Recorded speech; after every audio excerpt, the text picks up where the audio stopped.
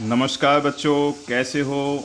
मैं आपका सामाजिक विज्ञान विषय अध्यापक DK गौतम आज आपके सामने शिक्षा निदेशालय राष्ट्रीय राजधानी क्षेत्र दिल्ली की वर्कशीट नंबर 7 जो कि सामाजिक विज्ञान विषय से है और दिनांक 16/10/2020 के लिए दी गई है।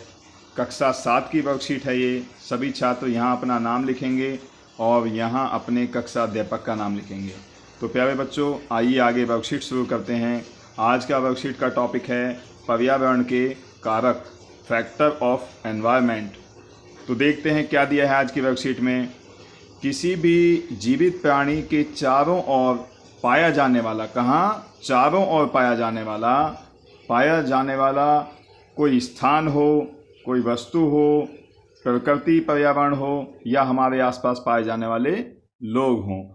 मतलब ये कि हमारे आसपास जो जीवित प्राणी हैं, हम या जीव जंतु या पेड़ पौधे, इनके आसपास पाए जाने वाले लोग, स्थान, वस्तु और प्रकृति को हम पर्यावरण कहते हैं। और पर्यावरण को अंग्रेजी भाषा में एनवायरनमेंट कहा जाता है। एनवायरनमेंट, ये स्पेलिंग होती है बेटा बच्चा, आपको ये याद रखनी है कि एनवायरनमेंट की स्पेलिंग क्या होती है।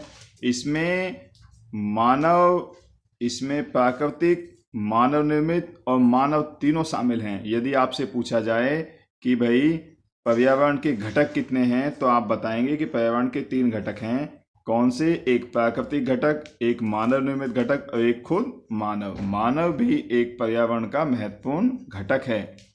आगे देखते हैं प्यारे बच्चों।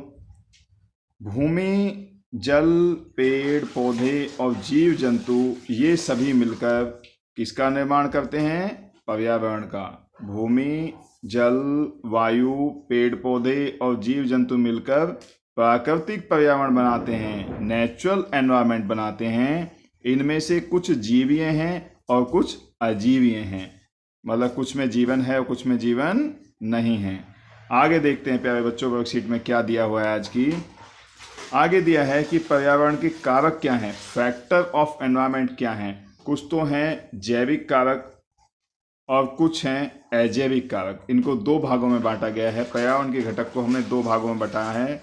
एक तो है जैविक कारक और एक है अजैविक कारक। जैविक कारक में देखते हैं, ये किसी भी पर्यावरण के जीवित घटक होते हैं। ये किसी भी पर्यावरण के जीवित घटक होते हैं, ध्यान रखना है। जैसे खुद मनुष्य आ गया, जानवर या पेड़, ये तीनों ही सजीव चीज़ें हैं, ये जैविक कारक कहलाते हैं। और दूसरा है ये यहाँ गलत लिखा हुआ है, इसका ये है, ये किसी भी पर्यावरण के निर्जीव घटक होते हैं। जैसे मिट्टी है, वायु है, जल है, मतलब इनके अंदर जीवन नहीं होता, लेकिन हमारे जीवन को चलाने में ये अहम योगदान देते हैं। तो ये कौन से कारक हैं प्यारे बच्चों? अजैविक कारक। आगे देखते हैं कुछ उदाहरण। अभी आपसे मांगता है जो आपने सीखा है ऊपर, जैविक कारक, अजैविक कारक, उसको लेके आपसे कुछ उदाहरण अब आपको बताने हैं। जैसे आपको क्या बताना है कि जैविक कारक जैसे पौधे हो गया, जानवर हो गया, आगे लिखना है आपको मनुष्य हैं, या जो जो चीज़ें आप देखते हैं जिनमें जीवन है, उसमें आप यहाँ उन सबको लिखेंगे। अजैविक कारक जैसे भूमि है, जल है, आगे बताया है, और सारी चीज़ें जो आप मतलब निर्जीव चीज़ें देखते हैं जिनमें जीवन नहीं होता, उनको आप नीचे वाली लाइन में लिखेंगे। अब आइए कुछ करते हैं दिमागी कसरत। क्वेश्चन नंबर 1, जब आपने ऊपर पढ़ लिया है तो अब कितना सीखा ये जानने के लिए प्रश्न तो अति आवश्यक हैं बच्चे।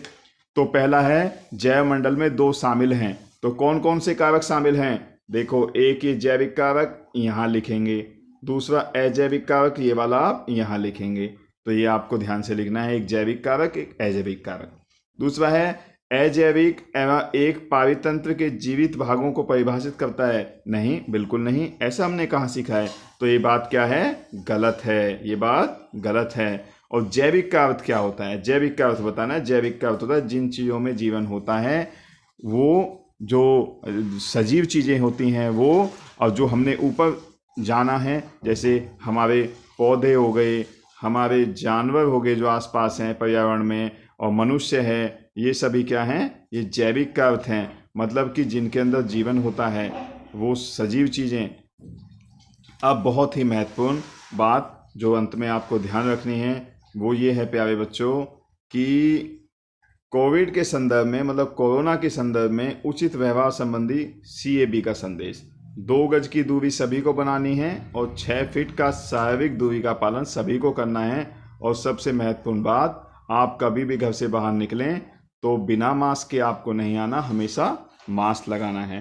तो ऊपर दी गई वर्कशीट को प्यारे बच्चों बड़े ध्यान से करना है, समझना है और इस वर्कशीट को करके आपको ग्रुप में सेंड करना है। Okay, thank you very much बेटा।